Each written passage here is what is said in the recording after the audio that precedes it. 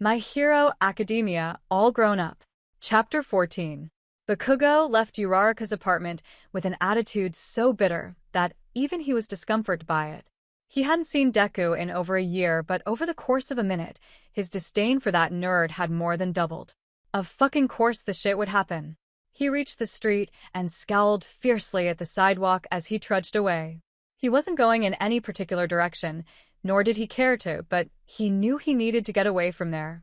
He got all the way to the nearest street corner and glared at the no-walk sign. A deeper pit of annoyance opened up, and he punched the streetlight pole, hoping it would give release. After everything, after he'd finally started to accept how he felt, after the patrols, the arguments, the party, after all of that, Deku shows up with that dopey face. He didn't stand a chance. There was no way in hell that Uraraka would. He grit his teeth and dropped his fist, unaware of the spectators watching his conflict. There was just no way that Uraraka would choose him. He wasn't good enough. He closed his eyes and fought for his composure, but he was grasping at straws. How had a girl fucked with him this much? How had she managed to creep into his mind, and more importantly, his heart? The walk sign began blinking, but he didn't notice. He found himself staring at his hands, clenching and unclenching them. Her smile floated through his mind, and he finally clenched his fists as tightly as he could. His heart was a strange concept to consider. The better word would be foreign. For his entire life, it had been still and cold. It beat mightily in the heat of battle and beat unnoticed in his silent apartment. But recently it had begun to beat in a different way. It felt warm and alive. It was loud and rampant in his chest at the most inopportune times. He had felt things he'd never felt before. It constricted with a smile and sped up at a smart remark. Her smile and her remarks. But now, his heart just hurt. Finally, he noticed his fingers were white with stress, and he released his fists. The sound of the city crept in and drowned out the sound of the beating in his chest. What does he do now? There was no doubt in his mind that Uraraka and Deku were making up at this moment. That fucking nerd was probably saying everything that she wanted to hear and winning her back. It made him want to puke. Deku didn't deserve her either. Damn that fucking nerd. Bakugou spat the words out without realizing it. He straightened up sharply and glared as the walk sign turned back to a red light. He'd been so caught up in his own self-pity that he missed the damn light. Of course. Kaken? Bakugou whipped his head around and met one face he was not expecting to see. Deku was a few meters away, holding his cell phone in one hand. The blonde tensed up aggressively at the sight. Deku was surprised to see Bakugou looking so upset. The blonde had clearly smashed the button for the crosswalk on the intersection pole, and he had a scowl so deep that it could stick. Are you okay? What the fuck are you doing here, Deku? Bakugou's tone was dripping with malice. Shouldn't you be kissing Uraraka's ass right now? Uraraka? Deku blinked. He'd never heard Bakugou refer to her by her real name. She didn't want to talk. Bakugou paused at the statement. He was shocked, actually. What the fuck do you mean that she didn't want to talk? She never shuts up. Deku looked away sharply. Well, she didn't really want to talk to me, I guess. The green-haired hero slowly slipped his cell into his pocket and began fumbling with his hands. I thought that I could fix things if I came here. Bakugou felt his heart beat in his chest. It was a small thump, but it was warm. It was a hopeful thud. You're an even bigger dumbass every time I see you. Dumbass. Deku bit back unexpectedly. What is that supposed to mean? What? Bakugou threw a hand up mockingly. You thought that some flowers and a fucking stuffed animal could fix the shit you broke. That's an insult to Uraraka. Deku raised his eyebrows questioningly. What are you saying, Kaken? You're acting kind of dash. Uraraka isn't that fucking shallow, Deku. Bakugou snapped harshly. She's stronger than you care to give her credit for. And Kirishima says that I'm the fucking stupid one. I think it's crystal fucking clear who the idiot is. Hey, Deku cut in.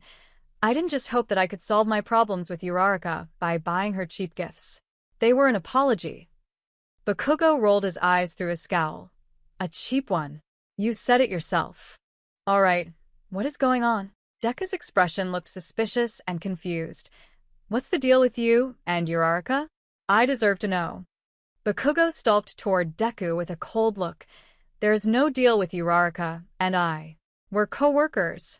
But my feelings toward you are the same, Deku. Bakugou spat his name out of his mouth with all the malice he could attain. You don't deserve her.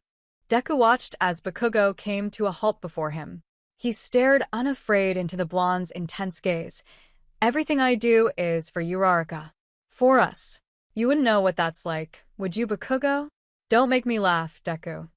Bakugou ignored the insult easily. Everything you do is for yourself, and you sure as hell know it. You could tell yourself it's for her until you're blue in the face, but the fact never changes. You're like me. All you care about is that #1 slot. Everything else comes second, even Uraraka. That's not true. Deku insisted hastily, his own voice raising a few notches. All you do is take from her. Bakugou snapped back. She gave up everything for you. Her future, her ranking, her ambitions. And then you left. Don't pretend to be a saint when you cost her so much. And don't disrespect her while she's trying to fix it. Maybe she's just finally fed up with you sucking her dry. I love her. Deku sounded devastated as the words passed his lips. I'd die for her. Bakugou glowered at his former classmate. If you loved her, then you wouldn't have left her. You would have given her everything she wanted and deserved. Why are you saying all of this? Deku grimaced at the harsh words. It's not like you to care about anyone, especially us. Bakugou was surprised with himself. Was it him that had said all those things? Deku wasn't wrong, but I'm not blind, Deku. Especially when you fuck up. That's more like it. Deku gaped at him for a moment. You haven't changed at all. Have you, Kaken? Changed? Bakugou asked with a hostile tone. You're still as cruel today as you were when we were kids. Deku backed away a few steps before finally turning and walking away. Bakugou watched his ex-classmates retreat. He mulled over Deku's last words and shook his head. Once again, Deku was the moron. Bakugou had changed, and he was seeing it now for the first time. He could give Uraraka everything she wanted and deserved, and he felt his heart warm up again. Perhaps he was good enough for her. Hashtag. Uraraka was curled up on her bed crying by the time that Mina and Tsu showed up. Not a few tears here and there, or even a steady stream. No, she was ugly crying. Oh, Uraraka? Mina whispered after they'd come in through the unlocked front door.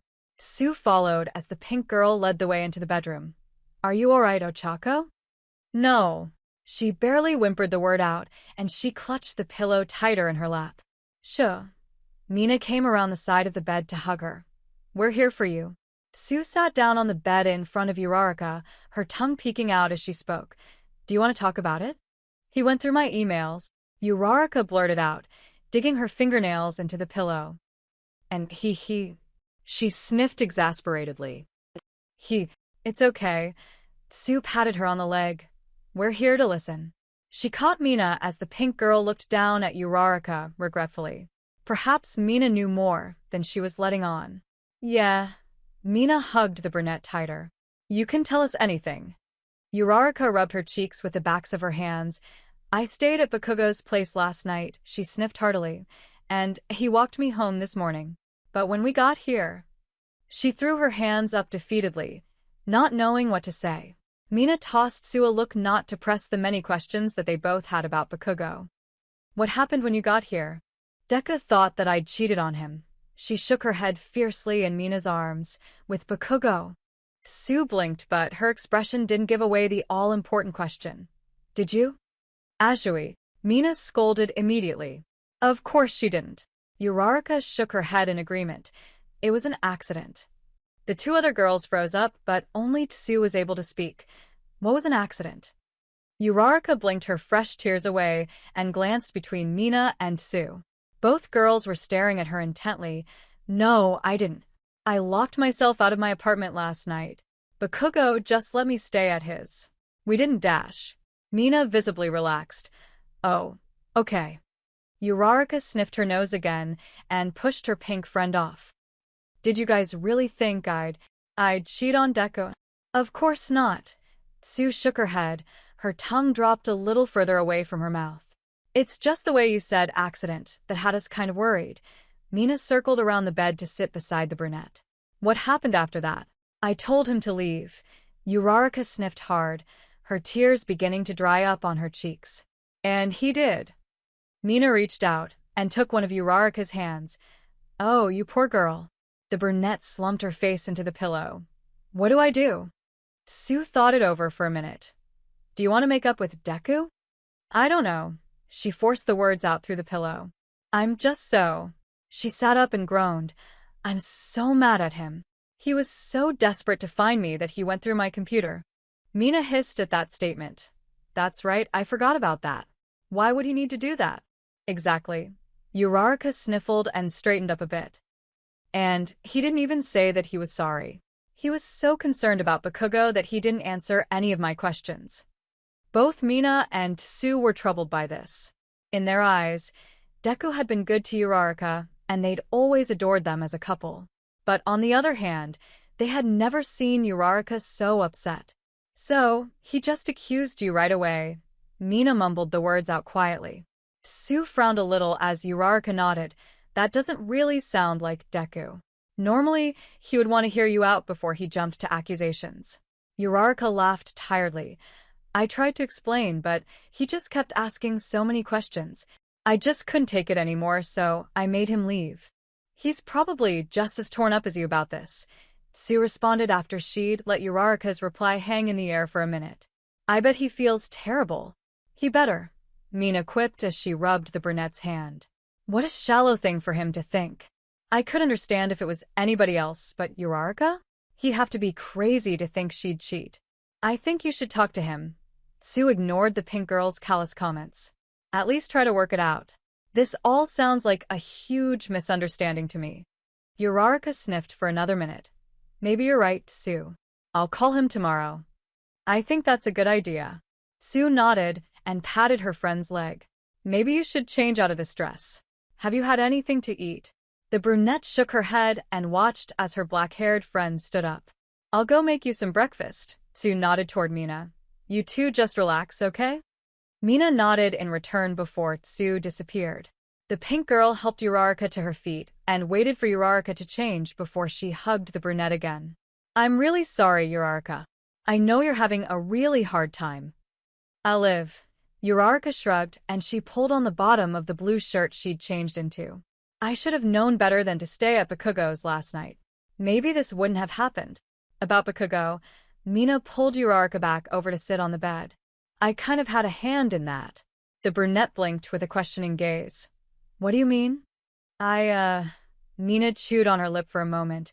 I probably shouldn't tell you this, but I would regret it if I didn't.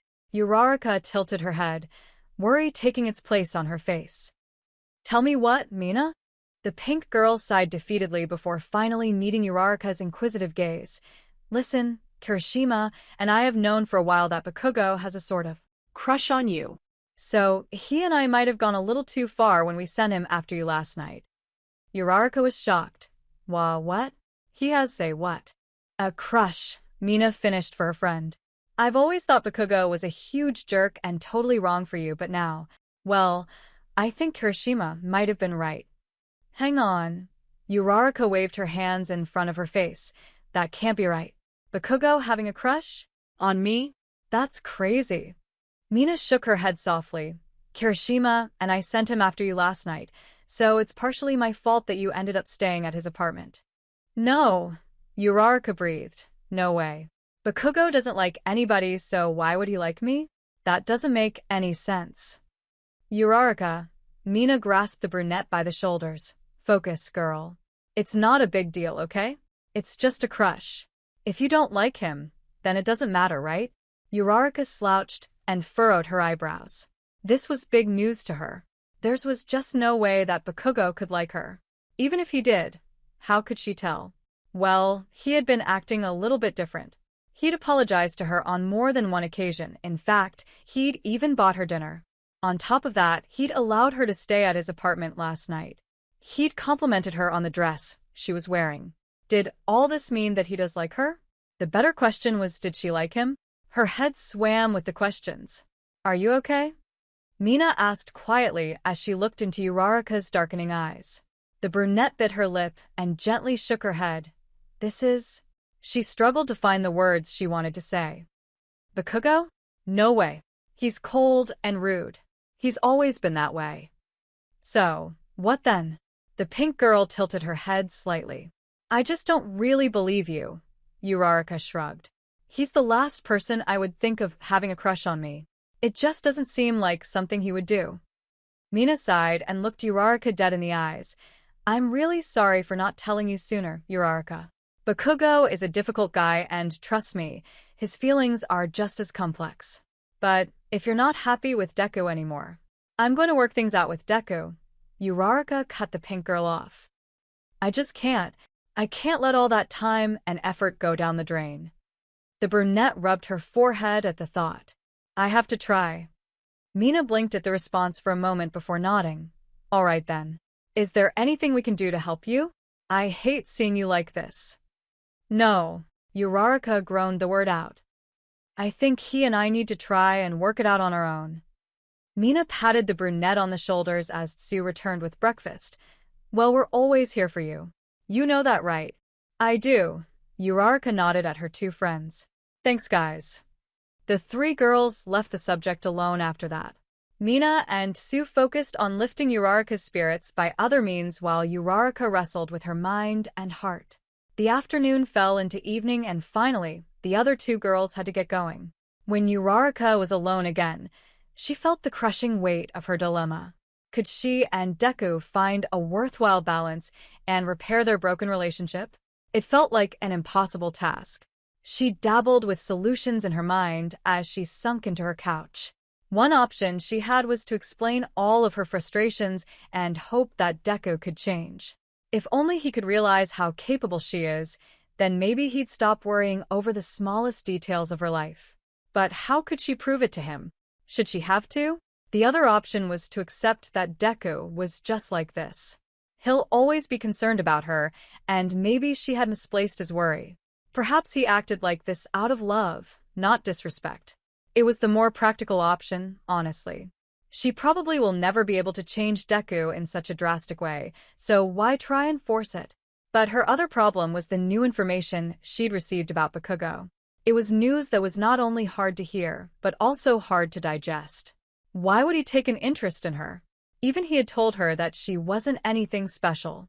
Despite how strange it was, Uraraka couldn't help her curiosity. What would dating Bakugou be like? He would undoubtedly whip her into shape. He practically lived at the agency's gym. But how would he behave emotionally?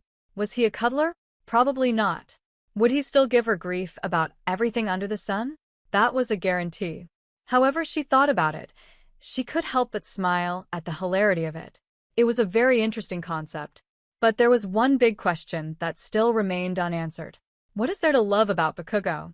He was a stubborn jerk with an ego that hardly managed to fit through a door. He was crude and harsh, but he only demanded the best from his peers. He used his anger and vulgar language to spur a reaction out of everyone that stepped in his way, but he always left her with a feeling of wonder. He was determined and strong. He knew his priorities and his goals were clearly marked. He developed into someone more than just the angry kid he was in high school. He was an inspiration and a motivator to win at everything. He was truly a hero. She frowned at herself. What was she thinking? Bakugou wouldn't know love if it hit him in the face, right? Would he really be capable of giving her something that Deku couldn't? She planted a couch pillow over her face and groaned. She had a lot of thinking to do tonight. Bakugou hadn't returned home yet. Something about his apartment felt tainted now, and he couldn't bring himself to go back.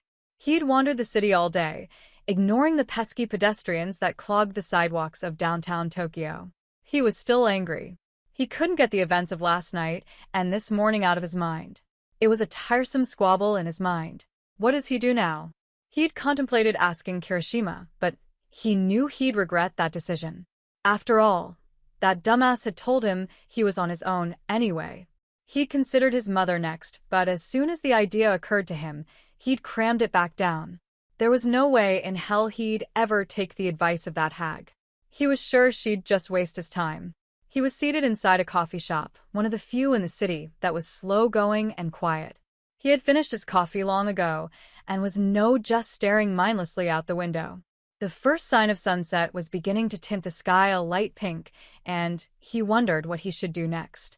The fact that Deku had been turned away was an enormous surprise for the blonde that morning. He relished in the fact that the damn nerd had looked so worried. He was curious as to Uraraka's next move. If she would just dump that bastard, then maybe. His phone buzzed on the table, shaking him from his thoughts. He begrudgingly snatched it off the table and was surprised to see a text message from his villain contact. "I got what you wanted. Meet me in 15 minutes. Bakugou frowned at the cryptic text. 15 minutes didn't leave him enough time to get Kirishima as well. He'd have to go alone, and Bakugou knew it was a mistake. If his contact had been found out, he'd be in big trouble showing up on his own. But what if it wasn't a trap? This contact had proven useful for quite a while now. He'd been feeding information to Bakugou for almost a year. It seemed like a stretch if he had a change of heart now. The blonde shifted in his seat for a moment before replying. "See you there." He stood up sharply and tossed his empty coffee cup in the garbage. He didn't have enough time to go home and get his hero costume, but perhaps that was for the better. He didn't want to draw unnecessary attention to himself. Instead, he exited the shop and headed toward the closest ATM machine. If this information was worth it, then he'd be sure to come through on his promise of a healthy reward. Once he had his cash and he had sent a warning text to Kirishima, Bakugou headed toward the meeting place. He arrived in the alley and carefully slipped inside, unnoticed by the people walking the sidewalk. He tucked his hands into the pockets of his jeans as he sauntered toward the noodle house that was marked as their meetup. As usual, his guy was leaning on the back wall with his hood drawn around his face. Bakugou approached, his eyes glancing around for potential enemies. "You said you got what I wanted?" There was no response, just a hand that was held out. "No way," Bakugou scowled. "I want the information first this time." A pair of green eyes glinted from the shadow of the hood. "I'll make it worth your while." He held his hand out with a more demanding pose. Bakugou pulled a few bills from his pocket and dropped them into the open palm. "Start talking if you want more." The figure on the wall tucked the money into his hoodie pocket before a flash of teeth grinned for a split second. "Everybody's talking about an uprising. I guess there's some that think they can do a better job than the big boss, so the big boss is coming to teach him a lesson. Dunno where the boss will be, but he gets here tomorrow. I'm betting on a big fight." Bakugou's expression didn't show how he felt about this information. Instead, he just retrieved a few more bills. "So the organization is split?" "Sure is." The informant snatched the cash away. "Alls of us are being forced to pick sides. I dunno anything else." The blonde frowned. "That's it? No locations or times?" The informant shrugged and held out a hand. "Maybe I do, maybe I don't." Bakugou glared at this greedy villain. This guy was small potatoes compared to most, but he had a way of weaseling himself into good information. The money would be worth it. He dug out the last few slips of cash and dropped them into the open palm. "What is it?" "Not sure when." The shadowy figure tucked the money away with the rest. "But we's all gonna be called to the main warehouse. Headquarters is what you might have called it. I'm betting the big boss will be there." Bakugou shifted on his feet. "You'll let me know?" "For the right price." The figure's eyes glinted again. The blonde glared back. "We'll discuss your reward when it happens. I've given you plenty for now." The figure simply nodded before standing upright. "Watch your back, Ground Zero. Lots of deadly guys'll be there. It's gonna be a big old mess. Don't die." "I won't fucking die." Bakugou spat back, but heeded the warning. His informants have never warned him to be careful, so this was a particularly alarming piece of information. He was less concerned about himself than his co-workers. The death of a co-worker was something he tried to avoid at all costs. He'd been through it enough times, and he'd be damned if he had to suffer through it again. The informant nodded and slipped quietly back into the noodle house. Bakugou immediately began walking back toward the street again. If he reported this, then the villains may be spooked, and he'd miss his chance. The only thing he could do right now was warn the people he trusted. So that's it for today. If you liked the video, leave a like, subscribe, and activate the notification bell. And if you want to contribute to the entire story being illustrated, Just read the information in the description below.